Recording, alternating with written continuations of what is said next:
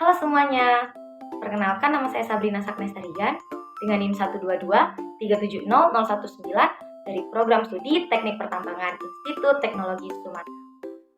Pada kesempatan kali ini, saya akan membahas dan menyampaikan materi minggu ke-7 mata kuliah pengantar estimasi sumber daya yang diampu oleh Bapak Rahmat Fadila, STMP. Di minggu ke-7 sendiri, kita akan melakukan review materi pengantar estimasi sumber daya. Estimasi sumber daya adalah proses perhitungan kuantitatif jumlah ataupun volume sumber daya mineral ataupun batu bara.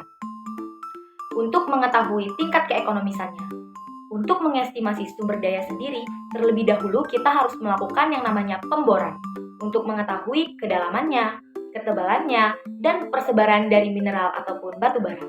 Terdapat 3 metode pemboran yang dapat dilakukan, yakni pertama, pemboran non-coring atau open hole dengan hasil deskripsi dan samplexnya itu berada pada cutting. Kedua, pemboran touch coring dengan hasil deskripsi batuan atau samplexnya itu berada pada cutting. Dan yang ketiga, pemboran full coring dengan hasil deskripsi dan samplexnya itu langsung terdapat pada core.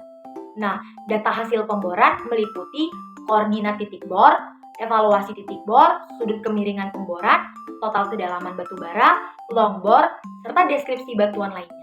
Setelah tahap pemboran selesai kita lakukan, penilaian keekonomisannya yang dikategorikan ke dalam sumber daya mineral ataupun cadangan mineral. Sumber daya mineral yang terbagi menjadi 3, terka, terkira, ataupun terukur.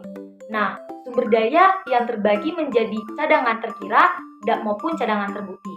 Terdapat beberapa metode yang dapat dilakukan untuk memperkirakan jumlah mineral ataupun batu bara yang akan diperoleh, yakni 1. Metode triangulasi, yaitu dengan konsep dasar menjadikan titik yang diketahui menjadi titik-titik sudut atau suatu segitiga. Nah, yang kedua yaitu metode poligon dengan menggunakan titik data sebagai sentral data yang mewakili suatu areal tertentu. Dan yang ketiga yaitu metode nurse point dengan nilai titik terdekat sebagai nilai titik pada titik yang ditaksir. Keempat, metode penampang berupa penampang keterdapatan mineral ataupun batu bara. Yang kelima, metode kontur yaitu berupa peta kontur pada kadar mineral ataupun batu bara.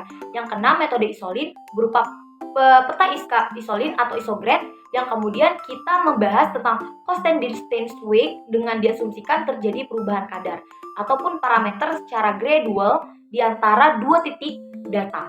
Menurut Hawkes dan Davey tahun 1979, faktor bobot untuk jarak yang lebih dekat seharusnya lebih tinggi atau lebih besar dibandingkan dengan jarak yang lebih jauh. Dalam prakteknya sendiri, karena dipengaruhi oleh jarak, pengaruh dan kerapatan data, maka Hawkes dan Davey 1979 membuat aturan rule of thumb, yakni harus ada pembatas jarak, pengaruh derajat atau pangkat yang digunakan, ketiga sudut pencarian nurse point atau rule.